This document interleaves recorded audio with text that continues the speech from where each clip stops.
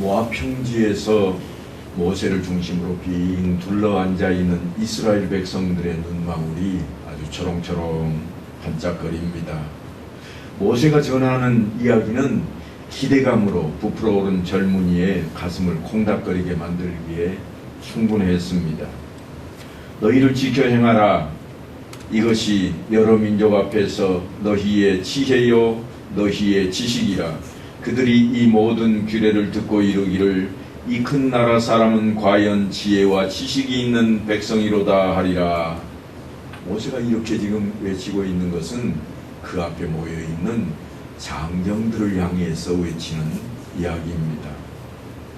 모압 평지에 이스라엘 백성들 앞에 모세가 섰다고 하니까 아마도 상상하시기를 200만이나 되는 백성들이 다 줄지어 서 있는데 어떻게 앞에서 전하면 다 들을 수 있을까?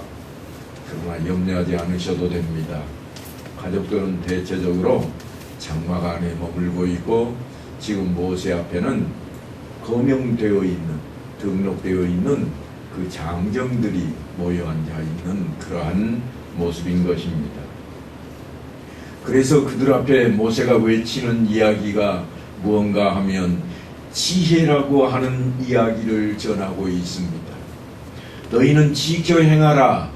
이것이 지혜가 될 것이라. 지혜라고 하는 것은 사실은 머릿속에 뭔가 생각한다고 생기는 게 아닙니다.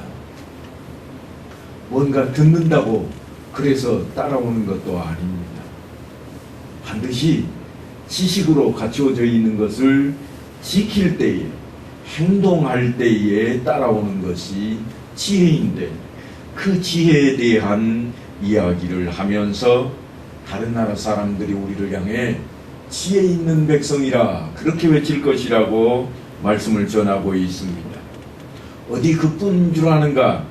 하나님은 우리가 기도할 때마다 들으실 것이요 가까이 오셔서 일일이 간섭도 하시고 응답하실 것이라. 그렇게 전하던 모세가 갑자기 아련하게 생각에 잠깁니다. 이때 모세의 모습은 120세로 백발이 성성한 노인입니다. 그냥 앞에서 가만히 서 있기만 해도 사실은 상당히 멋져 보일 수 있을 것인데 생각에 잠긴 그러한 모습은 더 우수에 차여 있었을 것입니다. 한참 동안 생각하던 모세가 호렙산에 있었던 이야기를 끄집어냅니다. 네가 호렙산에서 네 하나님 여호와 앞에 섰던 날에 그때 어쨌는지 상기해 보라는 겁니다. 지금 모세 앞에 있는 이 장정들은 사실은 호렙산 앞에 있을 때에는 계수하던 장정들 수에 들어있던 사람이 없습니다. 왜냐하면 지금 모세와 여호수아, 갈렙 이렇게 세 사람은 살아있고 나머지는 다 광야에서 죽어 묻히고 없기 때문입니다. 그런데 그들 앞에 호렙산 앞에서 시내산에서 있었던 그 일을 생각하라 그렇게 외치고 있는가 하면 사실은 그때 어린이들 중에 계수할 때 20세가 되지 않아 가지고 있던 아주 어린아이들 축에 끼어있던 사람들이 오늘 이 장정들 중에 절반 이상이 될 수도 있기 때문입니다. 물론 몇 명이나 되었는지에 대한 기록은 없습니다만 그 60만 명이 넘는 군인들 가운데에는 그 당시에 이미 태어나서 성장해 있던 이들도 있을 것이요 젖먹이들도 있을 것이요 또한 그 이후에 광야에서 태어난 그러니까 신에 사는 구경도 하지 못한 사람들도 있을 겁니다. 지금 그들 앞에서 모세가 외치고 있습니다. 너희가 가까이 나와서 산 아래에 서니 그 산에 불이 붙어 불길이 충천하고 어둠과 구름이 흑암에 덮였는데 여호와께서 불길 중에서 너희에게 말씀하시되 음성뿐이므로 너희가 그 말소리만 듣고 형상은 보지 못하였느니라. 여호와께서 그의 언약을 너희에게 반포하시고 너희에게 지키라 명령하셨으니 곧 십계명이며 두 돌판에 친히 쓰신 것이라. 다들 기억나느냐? 그때 있었던 장정들은 대답을 이렇게 합니다. 예, 그럼요. 나머지는 모르니까 묵묵부답이겠지만 그래도 아는 인물들이 많았고 이야기를 들어왔을 것입니다. 그 당시는 엄청났습니다. 무엇 때문에 그들이 그렇게 놀랐는가 하면 우레와 번개와 빽빽한 구름이 산 위에 있고 나팔 소리가 매우 크게 들리니 진중에 있는 모든 백성이 다 떨더라. 시내산에 연기가 자욱하니 여호와께서 불 가운데서 거기 강림하심이라. 그 연기가 옹기카마 연기같이 떠오르고 온 산이 크게 진동하며 나팔 소리가 점점 커질 때에 모세가 말한즉 하나님이 음성으로 대답하시더라. 요즘 들어서 폭우가 갑자기 쏟아지는 때가 있잖아요. 우리가 그때 가만히 보면 앞에 크지 않은 산일지라도 구름이 자욱하고 안개가 끼어서 아무것도 보이지 않는데 거기에 번개가 치고 천둥이 들리면 상당히 위험이 있어 보입니다. 아니 무서워 보일 정도입니다. 그런데 거기에 벌겋게 불이 난 것처럼 불기둥이 올라오고 나팔 소리가 들리는데 이스라엘 백성들이 어떠했겠습니까? 그냥 땅바닥에 납작 엎드릴 수밖에 없습니다. 시내산에서 이스라엘 백성들은 지금까지 경험하지 못했던 엄청난 광경을 목도하게 되었습니다. 그리고 지금까지 들어보지도 못했던 하나님의 음성을 직접 듣게 되었습니다. 온 몸으로 최고의 경험을 하게 된 것입니다. 그들은 이 경험을 통해서 이제 하나님과 하나가 되었고 모든 역경을 이겨내며 하나님께서 바라시는 제사장 나라가 되겠다고 다짐을 합니다. 그래서 그들이 외치는 말씀이 뭔가 하면 여호와께서 명령하신 대로 우리가 다 준행하리이다 하는 것입니다. 행동으로 옮기겠다는 거, 그 말씀을 지금 하고 있습니다. 그때 다짐했던 그 많던 백성들은 지금은 없습니다. 물론 그처럼 절정을 경험한다고 해서 모든 일이 다 이루어지는 것도 아닐 것입니다.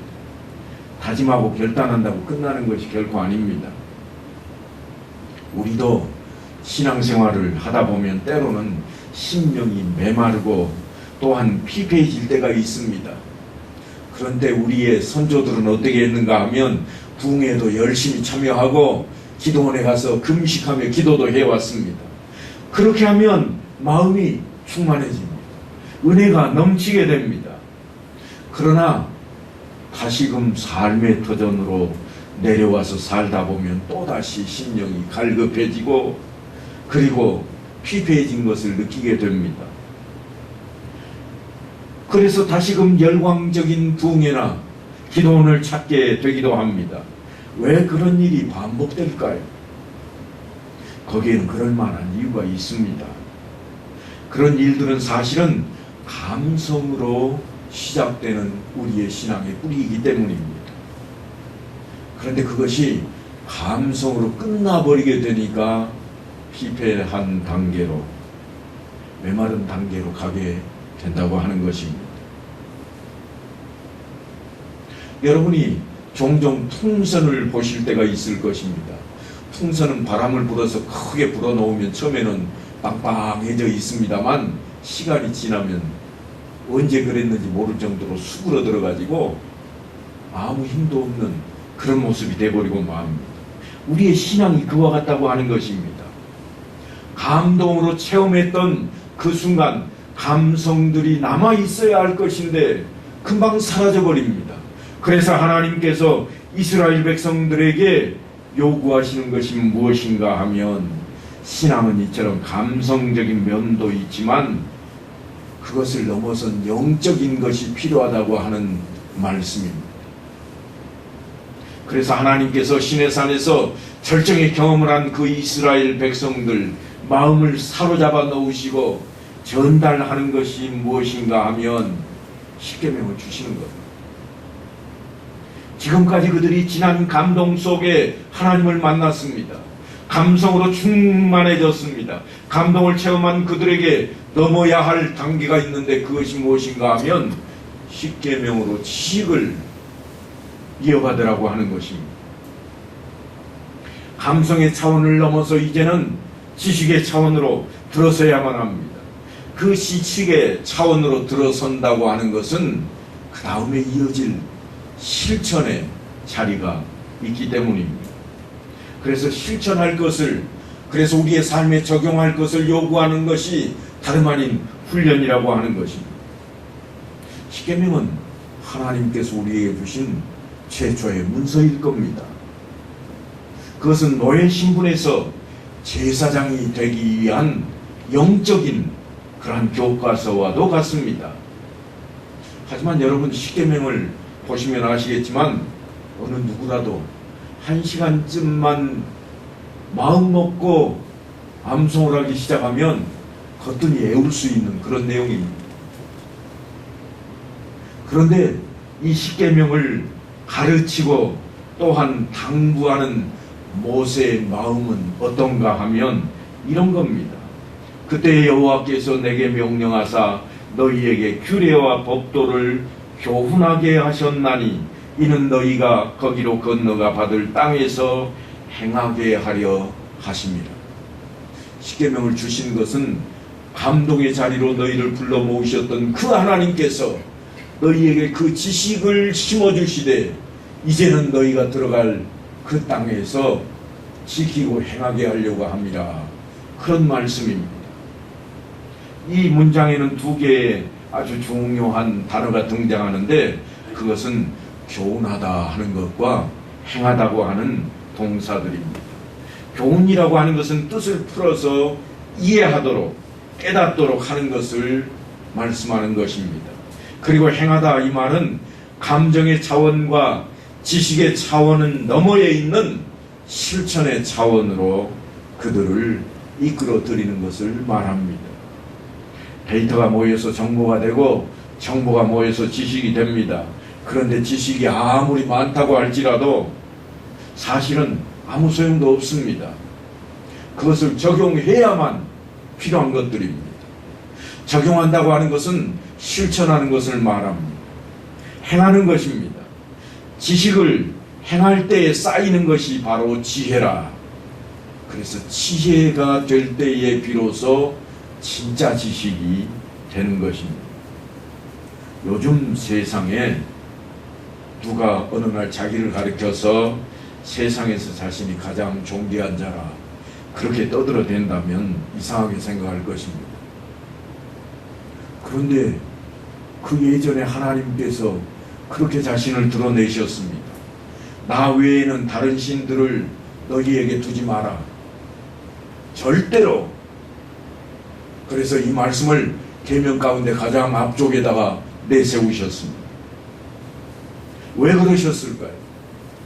만왕의 왕이라 그러셨을까요? 하나님은 스스로 존재하시는 분으로 사실 그런 것들 필요치 않습니다. 인간처럼 추종자가 필요하신 분이 아닙니다. 그래서 하나님께서는 때로는 모세에게 그렇게 말씀합니다. 저들을 다 쓸어버리자. 내가 돌들을 향해서 한 민족을 이루게 만들 것이라. 추종하는 것 그 외에 그렇게 중요한 것이냐? 아니라 그런 말씀을 하고 있습니다. 그런데 왜 하나님께서 나 외에는 다른 신들을 내게 두지 말라고 그렇게 명령을 하시고 중요하게 여기셨을까요? 그건 다른 게 아닙니다. 그 말씀은 우리가 얼마든지 여호와 하나님 외에 다른 신을 섬길 수도 있기 때문입니다. 한마디로 말해서 우리가 하나님보다 더 중요하게 여길 것들이 틀림없이 생길 것이라 그런 차원의 말씀입니다. 하나님보다 더 중요하게 여기는 것이 있다면 그것은 다른 신이라. 그것이 계명 속에 들어와 있는 말씀입니다. 우리는 때로 건강을 하나님보다 더 중요하게 여길 수도 있습니다. 자녀들을 하나님보다 더 중요하게 여길 수도 있습니다. 자신의 외모가 되었든지 출세가 되었든지 체면이 되었든지 돈이 되었든지 하나님보다 더 중요하게 여긴다면 그 모든 것이 바로 하나님 외에 다른 신이 되어버릴 것입니다. 그래서 모세가 하나님의 형상에 대한 이야기를 강조합니다. 여호와께서 불길 중에서 너희에게 말씀하시되 음성뿐이므로 너희가 그 말소리만 듣고 형상은 보지 못하였느니라. 하나님께서 언제 하나님의 형상을 우리에게 보여주시기나 하더냐? 음성만 듣지 않았더냐? 지금 그 말씀입니다. 귀를 쫑긋하고 모세가 전하는 말씀 앞에 몰두하고 있는 그 백성들 앞에 그때 우리가 하나님의 음성만 듣고 도무지 형상은 보지 못하였노라. 그 사실을 명심하라. 모세가 그렇게 외치고 있습니다. 무슨 말씀인가 하면 하나님의 형상으로 나타내지 않으신 그 이유를 너희가 알겠느냐? 그분께서 우리에게 형상을 나타내지 않으셨으니 결코 형상으로 만들 생각을 하지 말라고 하는 것입니다. 그래서 지금 모세 앞에 모여있는 새로운 장정들, 이세들에게 하나님의 그 말씀을 다시금 전하고 있습니다. 그때 여호와께서 모세에게 이르시기를 나에게 백성을 모으라. 내가 그들에게 내 말을 들려주어 그들이 세상에 사는 날 동안 나를 경외함을 배우게 하며 그 자녀에게 가르치게 하라. 그래서 백성들 앞에 모세가 지금 꺼내놓고 있는 이야기는 유일하신 하나님, 이 하나님은 너희가 알고 있는 세상의 종교와는 전혀 다르다. 너희가 세상에서 보았던 그러한 신들, 이방 신들과는 달리 형상이 없다고 하는 것을 강조합니다. 세상에는 신들이 워낙 많았습니다. 그들이 종살이하던 애국 땅에도 신상들이 거리 곳곳마다 신전 안에마다 가득가득 채워져 있었습니다. 그래서 모세는 그렇게 형상을 가지고 있는 신들은 다 우상이라 그렇게 전하고 있는 겁니다. 결단코 하나님을 우상으로 만들지 말라고 하는 것은 바로 그 이야기입니다. 형상으로 만들면 하나님마저도 너희가 우상 취급하게 될 것이라. 하나님은 영으로 존재하니 결코 형상으로 만들지 말라. 여호와께서 호렙산 불길 중에서 너희에게 말씀하시던 날에 너희가 어떤 형상도 보지 못하였은즉 너희는 깊이 삼가라. 어떤 형상으로든지 결코 만들어서는 안 된다는 겁니다. 그러나 불행하게도 이스라엘 백성들은 하나님의 형상을 만들어서 섬기려고 시도했습니다. 이 그들이 겪었던 일입니다. 출애굽에서 시내산 앞에 이르렀을 때 그들은 불 가운데서 들려오는 하나님의 음성을 들었습니다. 그리고 하나님께서 명령하신 대로 우리가 다 행하리이다. 그렇게 다짐도 했습니다. 바로 그때 일입니다. 여호와께서 시내산 꼭대기에 강림하시고 모세를 부르셨습니다.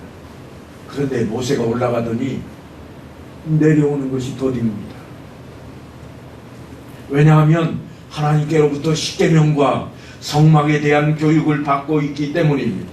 지켜야 할 규례와 법도에 대한 것을 하나님께서 모세에게 가르치시고 성막을 제작하는 방법과 사용하는 방법, 어떻게 제사를 드릴 것인지 그 모든 것들을 가르치시느라고 시간이 지연되고 있습니다. 바로 그때 산 아래에서 벌어졌던 일입니다. 백성이 모세가 산에서 내려옴이 더딤을 보고 모여 백성이 아론에게 이르러 말하되 일어나라. 우리를 위하여 우리를 인도할 신을 만들라. 그래서 아론이 움직입니다. 아론이 그들의 손에서 금고리를 받아 부어서 조각칼로 새겨 송아지 형상을 만드니 그들이 말하되 이스라엘아, 이는 너희를 애굽 땅에서 인도하여 낸 너희의 신이로다 하는지라. 아론이 보고 그 앞에 제단을 쌓고 이에 아론이 공포하여 이르되 내일은 여호와의 절일이니라 하니 이튿날에 그들이 일찍 일어나 번제를 드리며 화목제를 드리고 백성이 앉아서 먹고 마시며 일어나서 뛰놀더라. 분명히 아론과 백성들은 여호와의 절일, 하나님 앞에 예배드리는 날로 하나님 앞에 제사를 드리며 섬기고 있는데 그 앞에 뭘 세웠는가 하면 형상을 하나 세웠습니다. 하나님의 형상을 그들이 보지 못했으니 그들이 만들어 놓은 형상은 애굽 땅에서 보았던 형상입니다. 금을 모아서 가장 귀한 것으로 형상을 만들었는데 송아지 형상을 만들었습니다. 그리고는 그들이 인정했습니다. 이것이 애굽 땅에서 우리를 건져낸 여호와 하나님의 신이라. 하나님이 인정하신 게 아닙니다. 그들이 스스로 자신들의 신으로 인정해버렸습니다. 금송아지를 앞으로는 하나님이라고 부르겠다는 겁니다. 그래서 그런 모습을 지켜보시던 하나님께서 모세에게 이렇게 말씀을 전하십니다. 백성들에 대한 평가입니다. 네가 애굽 땅에서 인도하여 낸 네 백성이 부패하였도다. 그들이 내가 그들에게 명령한 길을 속히 떠나 자기를 위하여 송아지를 구워 만들고 그것을 예배하며 그것에게 제물을 드리며 말하기를 이스라엘아 이는 너희를 애굽 땅에서 인도하여 낸 너희 신이라 하였도다. 그들은 수도 없이 많은 기적을 체험했습니다.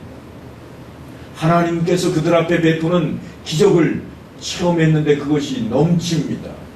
애굽 땅에서 기적을 일으킨 것은 재앙 그것뿐만이 아닙니다.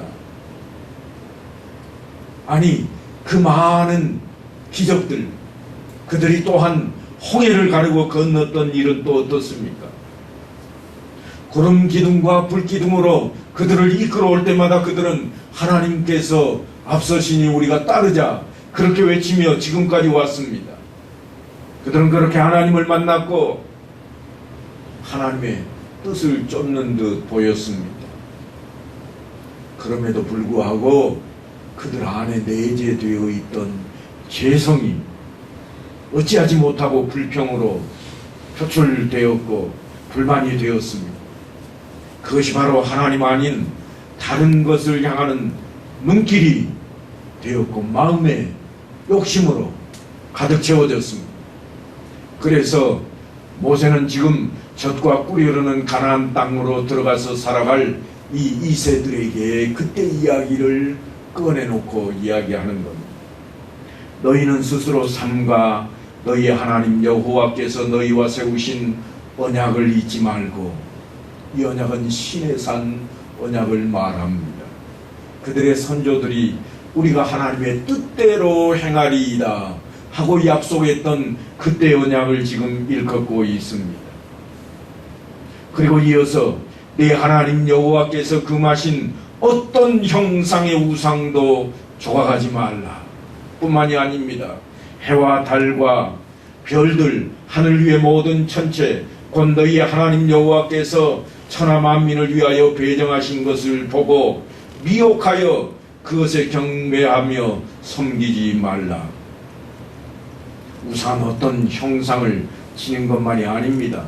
천하 만민을 위해서 배정하신 것, 그러니까 때로는 산도, 때로는 호랑이도, 때로는 곰도 아무것도 형상으로 만들거나 신으로 섬기지 말라고 하는 겁니다. 그렇게 하면 그것이 곧 우상이 되어버립니다. 그래서 모세는 아주 강력한 경고문을 지금 그들 앞에 내밀고 있습니다. 그것이 다름 아닌 오늘 본문입니다. 그들이 들어가서 차지할 땅은 이미 우상으로 가득 차고 또한 거주하고 있는 그 족속들 모두가 그 속에 빠져 있습니다. 그래서 모세가 지금 이스라엘 백성들을 향해서 네가 그 땅에서 아들을 낳고 손자를 얻으며 오래 살 때에 만일 스스로 부패하여 무슨 형상의 우상이든지 조각하여 내 하나님 여호와 앞에 악을 행함으로 그의 노를 일으키면 내가 오늘 천지를 불러 증거를 삼노니 너희가 요단을 건너가서 얻는 땅에서 속히 망할 것이라. 실제로 이스라엘 백성들은 그 땅에 들어가서 살다가 얼마 지나지 않아서 우상을 섬기는 자들이 되어버렸고, 그들은 망해서 저 북녘 땅으로 끌려가서 종살이를 하는 그런 자리에 서고 말았습니다.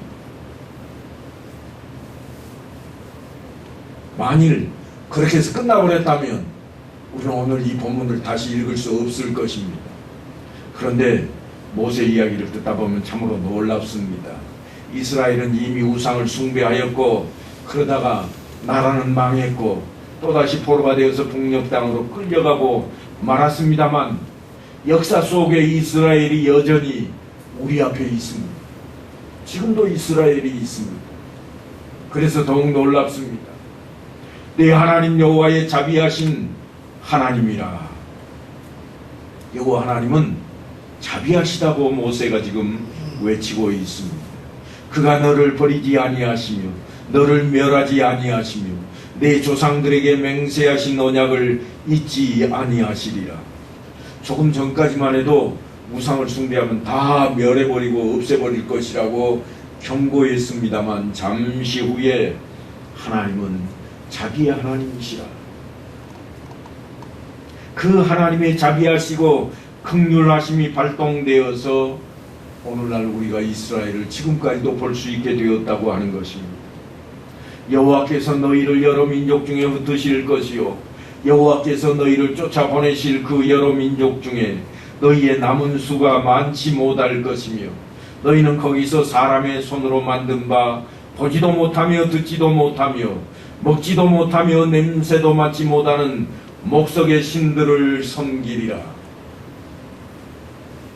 그대로 되었습니다. 그러나 네가 거기서 내 하나님 여호와를 찾게 되리니, 만일 마음을 다하고 뜻을 다하여 그를 찾으면 만나리라. 이 모든 일이 내게 임하여 환난을 당하다가 끝날에 네가 내 하나님 여호와께로 돌아와서 그의 말씀을 청종하리니, 내 하나님 여호와는 자비하신 하나님이십니다. 정말 그렇게 되고 있습니다. 여전히 하나님은 그들의 조상 아브라함에게 하셨던 약속을 지키고 계십니다. 아니, 뿐만 아니라 그때에 약속하셨던 그 약속대로 이방이었던 우리에게까지 하나님의 나라가 증거되고 우리에게 하나님 나라가 펼쳐지게 되었다고 하는 것입니다. 지금 120세가 된 모세는 피곤함도 잊은 채 그 이스라엘 백성들 앞에 외치고 있습니다. 내 조상들에게 맹세하신 언약을 잊지 아니하시리라. 백성들이 우렁차게 아멘 하고 화답을 합니다. 사랑하는 성도 여러분, 우리의 삶은 어떨까요? 사도 바울은 이제 거듭난 자가 되어서 예수를 믿겠다고 열심을 내고 있는 우리를 향해서 이렇게 말씀을 전합니다. 위의 것을 생각하고 땅의 것을 생각하지 말라.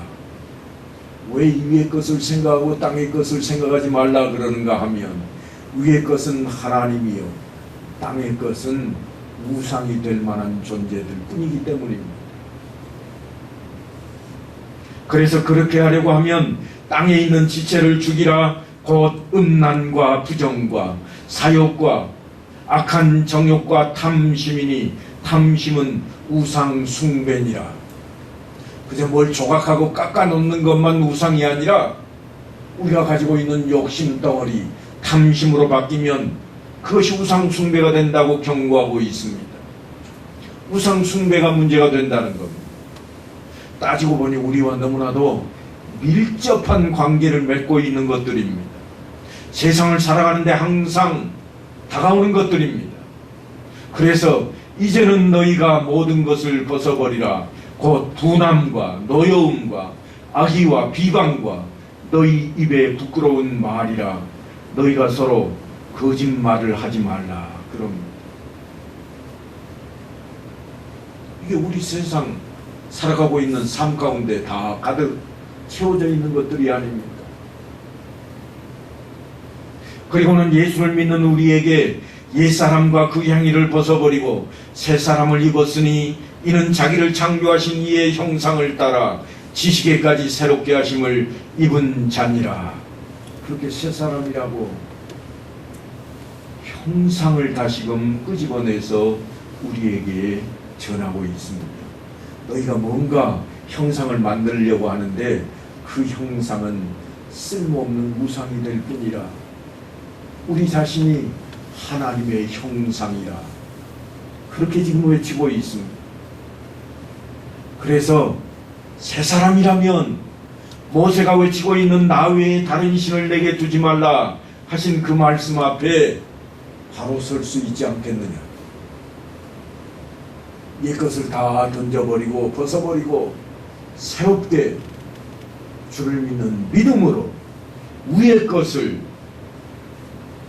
사모하며 하나님의 뜻대로 살아가자고 다짐하고 약속하게 만들고 있습니다. 그래서 우리는 말씀대로 살겠습니다 하는 이 약속을 자신 있게 내놓을 수 있게 되어야만 합니다. 이 말씀을 드리는 것은 우리도 얼마든지 여호와 하나님 외에 다른 신을 섬길 수 있기 때문입니다. 하나님보다 더 뭔가를 내가 사랑할 수 있는 존재이기 때문입니다. 제가 늘 강조하지만 사랑은 둘째는 의미가 없습니다. 오직이어야 합니다.